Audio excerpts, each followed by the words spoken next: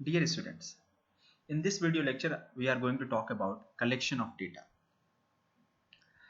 Uh, Collection of data for any research inquiry is very important and basically कोई भी study कोई research या research inquiry हम करने जा रहे हैं तो after deciding the purpose and the objective of the study, the next step is collection of data. But before talking about various ways of collecting data, let us have a discussion. What do we mean by data? Data को हम define कैसे करते हैं? Actually, data is an existing information represented or coded in some form suitable for better usage or processing. Data जो है कि वो जो existing information है वो quantitative information भी हो सकती है, qualitative information भी हो सकती है. But that data, that information represented in some manner or coded in some manner which is suitable for usage is known as data. So in another way we can say data is a set of values of qualitative or quantitative variables. For example, income, height, weight, distance. These are quantitative variables. You can simply measure the exact value of them. But for example, feelings, views, interviews, or some pictures, painting, art, these are qualitative informations, qualitative data. So data may be both types, qualitative भी हो सकता है और quantitative भी हो सकता है. Quantitative data are anything that can be numerically expressed or can be measured in numbers. जिनको हम नंबर में नाप सकते हैं और अभी मैंने कुछ एग्जांपल्स बताए जैसे income, height, weight, distance, temperature. On the other hand, qualitative data is an information which is not numerically expressed, rather present in natural language or in other forms like audio, video, or written descriptions of discussions and interviews. For example, किसी famous economist, statistician या policy maker का कोई article है, कोई written document है, वो भी information है, सोर्स ऑफ इंफॉर्मेशन है. तो इस तरह के इंफॉर्मेशन को हम क्वालिटेटिव डेटा बोलते हैं. And in statistics qualitative data को कैटेगरिकल डेटा भी बोलते हैं. Categorical data. नाउ एक और चीज है कि सेम क्वेश्चन के आपको क्वांटिटेटिव डेटा भी मिल सकता है, क्वालिटेटिव डेटा भी मिल सकता है. सो कई बार ये डिपेंड करता है कि जो सोर्स ऑफ इंफॉर्मेशन क्या है और आप किस तरह से डेटा उसे रिकॉर्ड कर रहे हैं, किस तरह से आप नोट कर रहे हैं. मैं आप एग्जांपल लेना चाहूंगा कि फॉर एग्जांपल किसी पर्सन से हम कुछ इंफॉर्मेशन ले रहे हैं और क्वेश्चन है how many number are there in your family. So उस पर्सन से अगर हम ये क्वेश्चन पूछ रहे हैं how many number are there in your family, how many member are there in your family, then answer may be 5, 7, 10. For example, he quotes 7. Then this is a quantitative data. You can also ask what is your monthly income. He tells you rupees 60,000 per month. Then it's a quantitative data. But there may be some questions. For example, in which country were your children born? कि आपके बच्चे किस देश में हुए थे. So for example answer will be India और कर कोई किसी भी देश में हो सकते हैं, या स्टेट में यही पूछते कि किस स्टेट में बॉर्न हुए तो वह इंसान जवाब दे सकता था कि उत्तर प्रदेश, मध्य प्रदेश, तमिलनाडु या अरुणाचल प्रदेश या उधर Jammu and Kashmir, anywhere. So this data is basically qualitative data. Then we can ask what is your occupation. So he may say teacher, businessman और anything else. So from same person we are getting both kind of data, quantitative data and qualitative data. So I think this example may have given you a kind of basic understanding about the difference between quantitative data and qualitative data. There is another classification and statistics में ये classification ज्यादा important और ज्यादा famous है, ज्यादा popular है. That is known as primary and secondary data. Actually the task of data collection, as you know, begins after a research problem has been defined, और जो research plan है, research design and objectives आपने पहले से decide कर लिया. And after that you decide about the data collection. But while deciding about the method of data collection, the researcher should keep in mind two types of data: primary and secondary. Primary data, basically they are original data which are collected for the first time by the investigator for the purpose of a specific statistical investigation.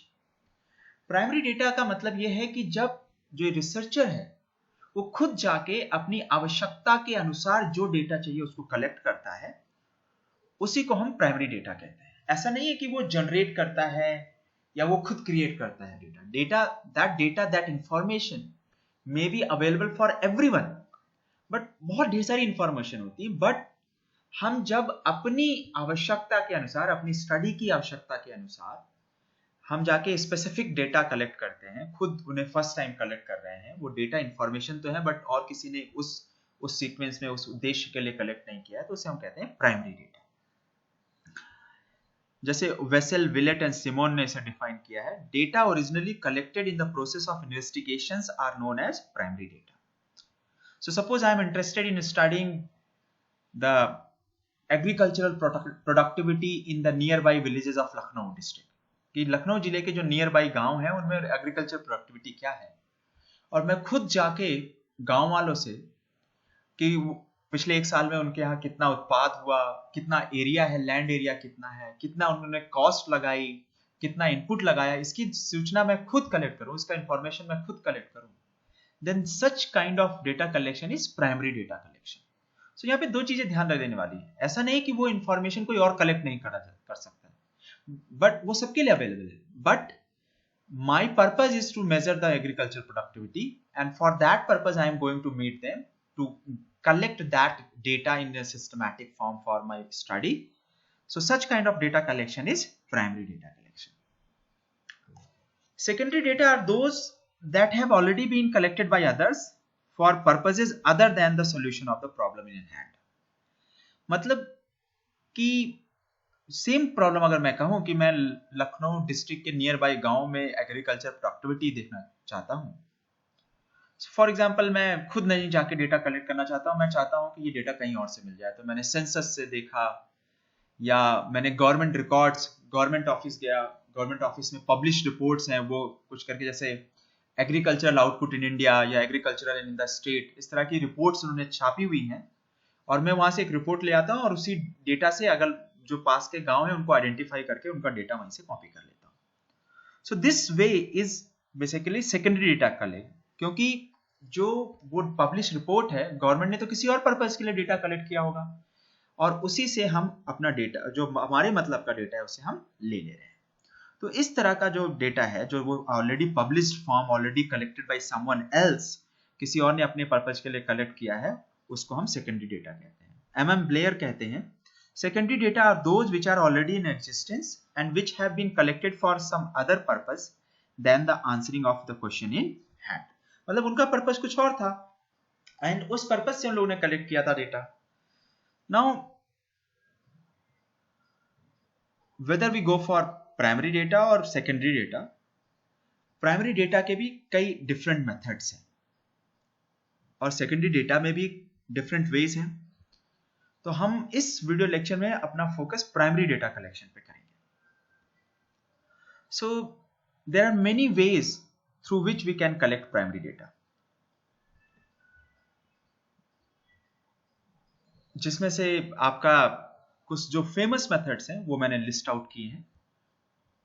For example observation method, interview method, information through local sources और correspondent method, information through questionnaire to be filled in by informants, schedules send through enumerators. ये 5 main methods approaches हैं primary data collection के. हम इन methods, इन approaches की एक एक करके बात करते हैं। The first is observation method. Observation method is basically very important. Under observation method researcher जो है चीजों को ऑब्जर्व करता है, चीजों को एक्सपीरियंस करता है, और on the basis of those observations, those experience, he note basically he notes down the informations। वो रिकॉर्ड करता है, नोट डाउन करता है, और फिर उसके आधार पर आगे स्टडी करता है। तो फॉर एग्जांपल, अगर आप सिटी में ट्रैफिक का पैटर्न देखना चाहते हैं कि ट्रैफिक का क्या पैटर्न है, so you can visit different famous cross roads. मतलब आप अलग अलग चौराहों पे जाइए और अलग अलग आप रोड विजिट कर सकते हैं, और खुद आप पर्सनली ऑब्जर्व कर सकते हैं कि किस तरह का ट्रैफिक है, लोगों में ट्रैफिक सेंस कितना है और कितनी इंटेंसिटी है। इसी तरह आप लैंड यूज पैटर्न देखना चाहते हैं कि अर्बन एरिया में या रूरल एरिया में जो लैंड है उसका क्या पैटर्न है, कितनी एग्रीकल्चर के लिए, कितनी घर के लिए, कितनी फॉरेस्ट्री के लिए, कितना अलग अलग चीजों के लिए यूज हो रहा है। So you can visit rural areas and observe the things and you can note it down. Then for example quality of housing, आप ये देखना चाहते हैं कि अर्बन एरिया में जो हाउसिंग है उसकी क्वालिटी क्या है, किस तरह के हाउसेज हैं, कच्चा हाउसेज, पक्के हाउसेज हैं, पक्के में भी कितना एरिया, छोटे हैं, बड़े हैं। So you can simply visit, you can simply observe and note down your findings or your observations। या फिर आप देखना चाहते हैं कि जो पब्लिक सर्विसेज हैं, एजुकेशन है, एजुकेशन यानी स्कूल्स हैं, हेल्थ सेंटर्स हैं, उनकी क्या स्थिति है। So rather than asking someone, you go directly to school and see what is happening, what is going on there, and you record, you note it down। So ये इसे हम observation method कहते हैं, जिसमें रिसर्चर खुद जाता है और चीजों को एक्सपीरियंस एंड ऑब्जर्व करता है, और on the basis of those observations वो इंफॉर्मेशन नोट डाउन करता है। ये मेथड जो है ऐसे इश्यूज के लिए ज्यादा है जहां पे आपका डायरेक्ट इंफॉर्मेशन चाहिए और खुद एक्सपीरियंस करना जरूरी है, स्पेशली सोशियो इकोनॉमिक कंडीशंस जैसे कास्ट इनइक्वालिटीज हैं, सोशल रिलेशंस हैं, ठीक है, लैंड रिलेशंस है। ऐसे सेंसिटिव इश्यूज में ये ऑब्जर्वेशन मेथड बेहतर रहता है, क्योंकि आप simply by asking someone that क्या लोअर कास्ट अपर कास्ट में डिफरेंसेस हैं, क्या उनको दबाते हैं, तो कई बार डर के मारे लोग नहीं बताएंगे, या आप अपर कास्ट से पूछते हैं तो वो लोग नहीं कहेंगे नहीं ऐसा कुछ नहीं, हम लोग में तो सद्भाव है। सो या सोशल रिलेशंस हैं, या बेसिकली इंटरकास्ट मैरिजेस हैं, या स्मोकिंग हैबिट्स हैं। इन कुछ इस तरह के इश्यूज अगर आप अपनी उस पर करना चाहते हैं तो इस तरह के चीजों में ऑब्जर्वेशन मेथड कई बार काफी एप्रोप्रिएट रहता है। एडवांटेजेस हैं कि आप देखते हैं जो एक्चुअल चीज है उसे रिपोर्ट करते हैं, रिसर्चर्स को बिल्कुल लेटेस्ट इंफॉर्मेशन, करंट इंफॉर्मेशन मिलती है, और आप किसी पर निर्भर नहीं रहते, आप खुद करते हैं। इसके डिसएडवांटेजेस ये हैं कि ये बहुत एक्सपेंसिव है, आपको हर जगह जाना पड़ेगा, टाइम कंज्यूमिंग बहुत ज्यादा है, और ऑब्जर्वेशन से आप पूरी जो डिटेल्ड इंफॉर्मेशन है, जो कुछ हिडन एस्पेक्ट्स हैं, जो हिडन डायनेमिक्स हैं, वो एग्जैक्टली निकल के नहीं आती हैं। इसलिए कई बार वो आपके ऑब्जर्वेशन मेथड में छूट जाती है।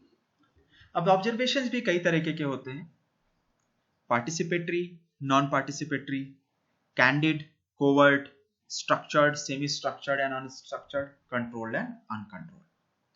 Now what is participatory and non-participatory?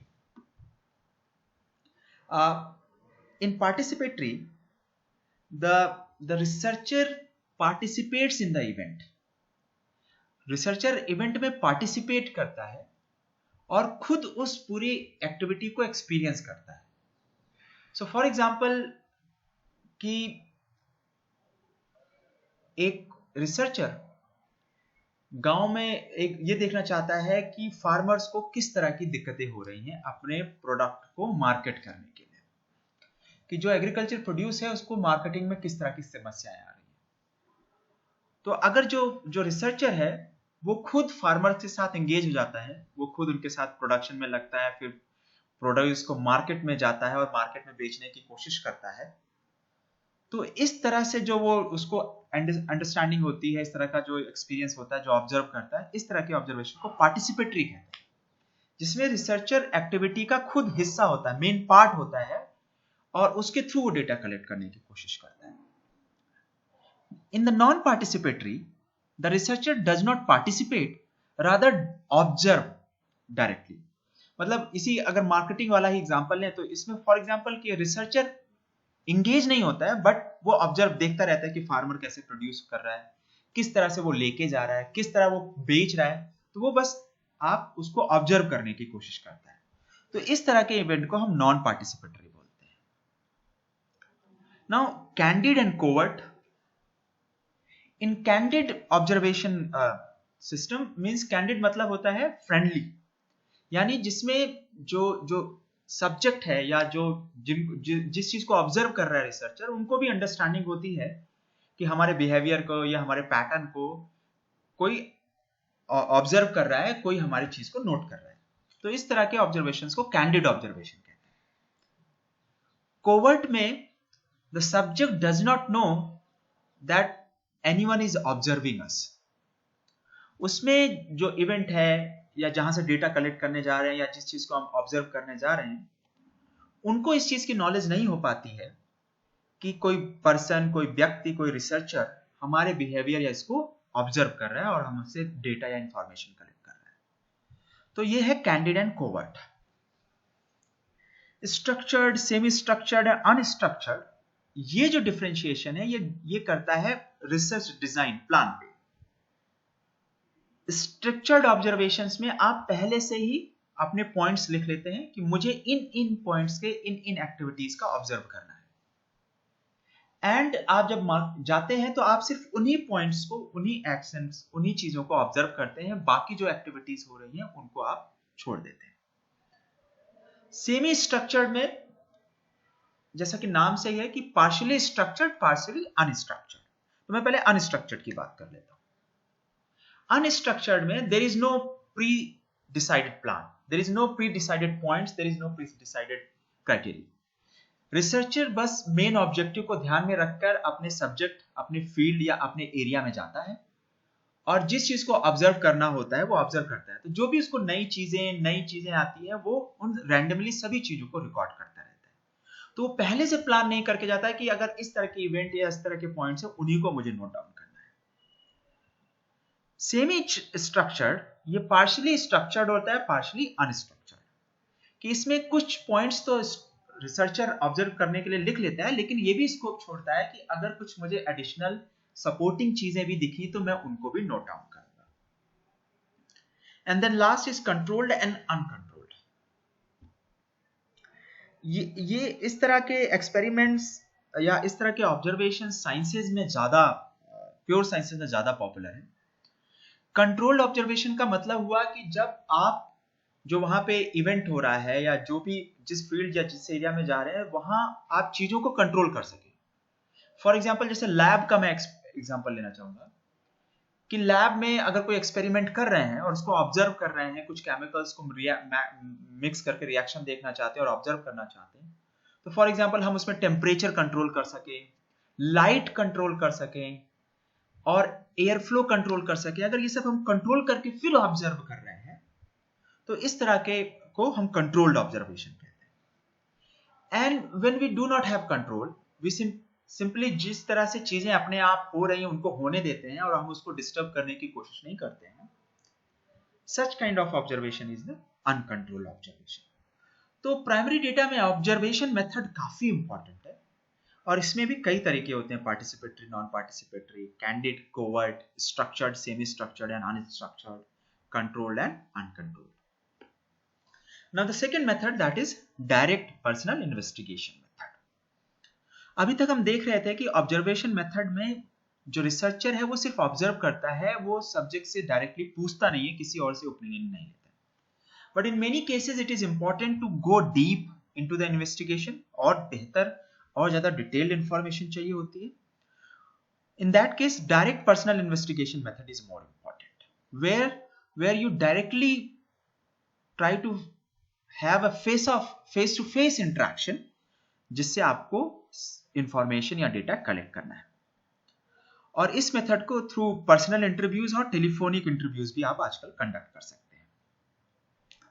And this personal investigation can be structured, semi-structured and unstructured. Again on the same line कि structured investigation यानी structured interview है, मतलब पर्सनल इंटरव्यू का मतलब हुआ आप जाके डायरेक्टली उनसे बातचीत करते हैं फेस टू फेस और उनसे इंफॉर्मेशन सूचनाएं कलेक्ट करते हैं। स्ट्रक्चर में हुआ कि आपने पहले से ही 15-20 क्वेश्चंस की लिस्ट बना रखी है और आप वही इंफॉर्मेशन जाके पूछते हैं। अनस्ट्रक्चर्ड में ऐसा होता है कि आप गए, उनसे बातचीत करना शुरू हुई, जैसे जैसे नई इंफॉर्मेशन निकलती गई आप उनको नोट डाउन करते गए, पहले से आपने क्वेश्चंस तय कर रखे नहीं रखे। एंड सेमी स्ट्रक्चर्ड में वही पार्शियली स्ट्रक्चर्ड कि कुछ क्वेश्चंस फिक्स्ड हैं और कुछ अगर आपको लगा कि during discussion, during structured questions कुछ नई बातें निकल के आई तो आप उन्हें भी रिकॉर्ड कर लोगे। तो इंटरव्यू भी स्ट्रक्चर्ड, सेमी स्ट्रक्चर्ड और अनस्ट्रक्चर्ड सभी तरीके के हो सकते हैं। पर्सनल इंटरव्यूज में, अब इंटरव्यूज भी जो आप पर्सनल इन्वेस्टिगेशन करते हैं, खुद जाके लोगों के बारे में पूछते हैं, इसमें भी दो तरह का हो सकता है। एक है पर्सनल इंटरव्यू जिसमें हम डायरेक्टली उसी पर्सन से बात करते हैं जिस पर्सन के बारे में हमें सूचना या इंफॉर्मेशन चाहिए। So in this case interviewer asking questions generally in a face to face contact to the other person और द पर्सन्स। एंड इसमें भी जैसे मैंने बोला कि इसमें दो तरह के हो सकता है, डायरेक्ट पर्सनल इन्वेस्टिगेशन और indirect oral investigation. Personal interviews में मतलब हुआ कि फेस टू फेस करते हैं, लेकिन इसमें दो तरीके हो सकते हैं। एक तो आप डायरेक्टली उसी व्यक्ति से बात कर रहे हैं जिससे आपको डेटा कलेक्ट करना हुआ। दूसरा है कि आप पूछ रहे हैं लेकिन डायरेक्ट उस पर्सन से नहीं कर, उसके फ्रेंड्स, फैमिली मेंबर या रिलेटिव से या नेबर से उसके बारे में जानकारी लेना चाहते हैं। इस तरह के इन्वेस्टिगेशन को इनडायरेक्ट ओरल इन्वेस्टिगेशन कहते हैं। तो डायरेक्ट पर्सनल इन्वेस्टिगेशन में हम डायरेक्टली उसी पर्सन से बात करते हैं, रिसर्चर उन्हीं पर्सन से बात करता है जिनसे इंफॉर्मेशन कलेक्ट करनी होती है, जिसके बारे में सूचना चाहिए होती है। बट इनडायरेक्ट ओरल इन्वेस्टिगेशन में जिस व्यक्ति के बारे में हमें सूचना चाहिए उससे ना पूछकर उसके फ्रेंड, नेबर, रिलेटिव या कोई और नोन पर्सन से उसके बारे में जानकारी करते हैं। इस तरह के हम कहते हैं indirect oral investigation. But both comes under personal interviews. Then there is another way also, non-directive interviews. In this case, इस तरह के जो इंटरव्यूज हैं जहां इंटरव्यूअर का फंक्शन है कि सिंपली लोगों को बेसिकली लोगों को मोटिवेट करें, लोगों को एनकरेज करें कि वो एक गिवन टॉपिक, एक गिवन समस्या या एक गिवन इश्यू पे बात करें। और वो जो इंटरव्यूअर है वो बहुत मिनिमम इंटरफेरेंस रखता है, वो बहुत ज्यादा बोलता नहीं, बस सुनता और रिकॉर्ड करता है।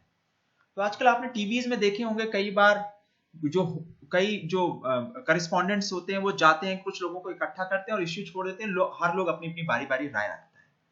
तो इस तरह के इंटरव्यूज को नॉन डायरेक्टिव इंटरव्यूज भी कहते हैं, जहां पे आप कोई डायरेक्टिव कोई इंस्ट्रक्शंस नहीं दे रहे हैं। लोगों को आपने एक इश्यू बताया, एक उनको समस्या दी या एक बताया कि इसके बारे में आपकी क्या राय है, और लोग अपनी बाय अपनी डिस्कशन रखते चले जाते हैं और आप उस तरह के को नोट डाउन करते रहते हैं। ये मेथड बहुत अच्छा है because through this method you get more and in depth information, क्योंकि आपका पर्सनल टच रहता है, फेस टू फेस रहता है, लोग आप पर ट्रस्ट करते हैं और ज्यादा से ज्यादा सूचनाएं आप कलेक्ट कर सकते हैं। फ्लेक्सिबिलिटी रहती है बहुत कि आप मतलब एक बार में अगर वो पर्सन नहीं तो दोबारा भी उसके पास जाके आप सूचना कलेक्ट कर सकते हैं। दूसरा, समय पे रहते हुए पता चला आपको कोई चीज नई इंफॉर्मेशन मिली, आप उसे रिकॉर्ड कर सकते हैं और उसके बारे में भी इंक्वायरी कर सकते हैं।